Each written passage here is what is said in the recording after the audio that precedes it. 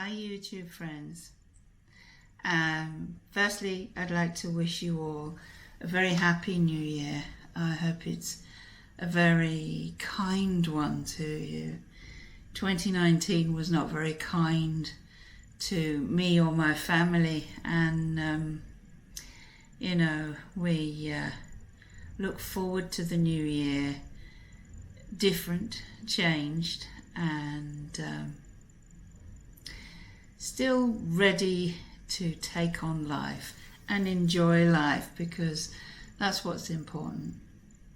So I want to wish you all a happy new year, and I want to thank you for being here, and also just to muse with you some things.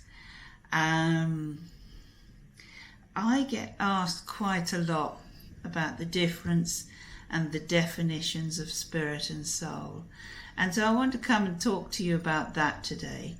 And it's a very complex one that is often bound, and the understanding and belief is often tied up with various religions as to what it all means. But I can give you my perspective, and I've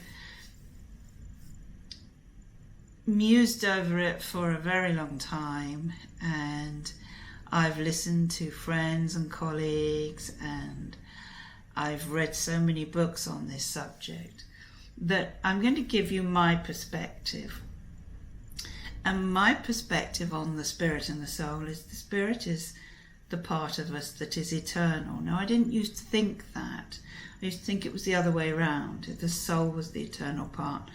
But the spirit is part of everything. So whether you believe in a God, whether you call it the Great Spirit, whether you call it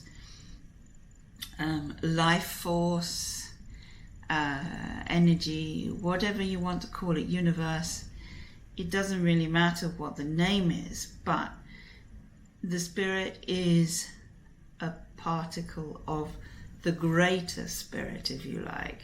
And that is the eternal part of us, and that's the part that can't be destroyed, and that's the part of consciousness that continues forever.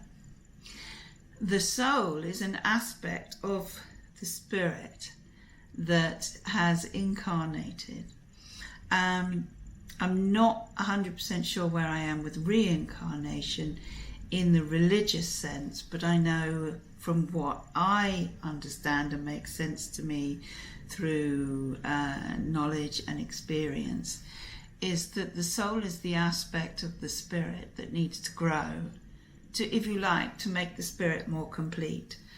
And in a Buddhist sense, they're working constantly, and the belief is there in reincarnation to reach that wonderful state of being completely at one with the Great Spirit. I'm not sure I have the same belief system, but I believe that the soul is an aspect of the spirit, and it has, if you like, chosen to incarnate into this world to experience and learn what it needs to feed the spirit, to enrich the spirit. And that's my understanding, is the spirit is the part of us, the part, it's invisible, and it is eternal, and that's where we go back to.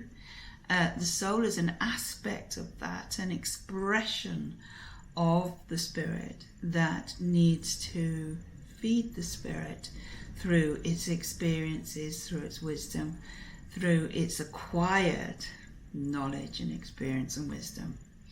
And that is my understanding of it. Now, something that was interesting that happened to me quite a few years ago was I was working with spiritualism, within spiritualism, very intensely at the time. And I was living in West London, and there was advertised a free meditation course by the Brahma Kumari in a little centre that they had in Slough. It was actually a little terraced house, And I've been teaching transcendental meditation for a long time. I was also teaching mindfulness, and I would meditate myself. So I thought it would be really interesting to go along. Could I learn something? Could it benefit me? Could it benefit the students that I was teaching? And when I went, there was a lovely little lady, an Indian lady, who opened the door, and she just put her arms around everyone, and you felt very special. And I went and we sat and we meditated.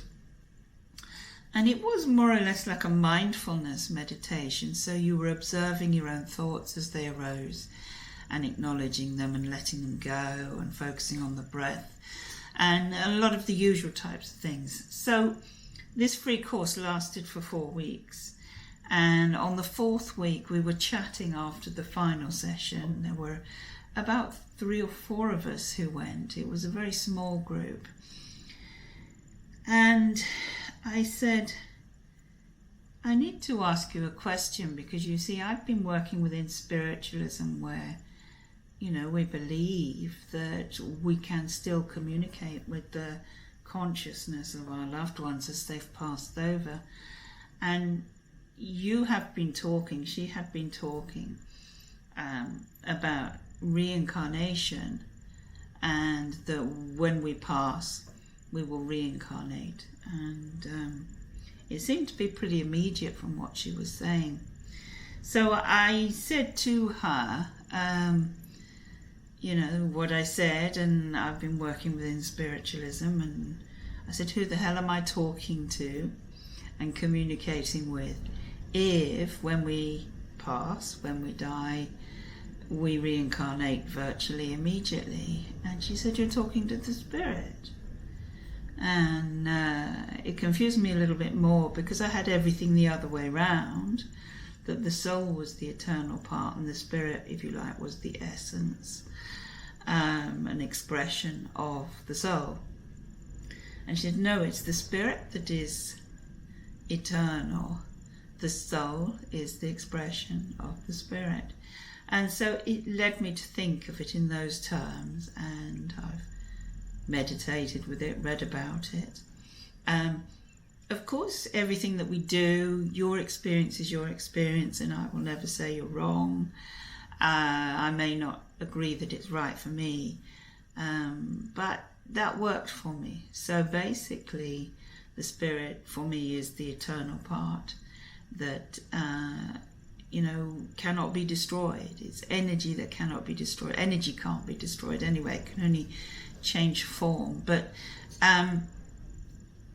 it is the eternal part, the consciousness, the intelligence, that is always present. And the soul is the aspect, a little aspect, expression of the spirit that, if you like, has broken away to come and have this experience within the physical world.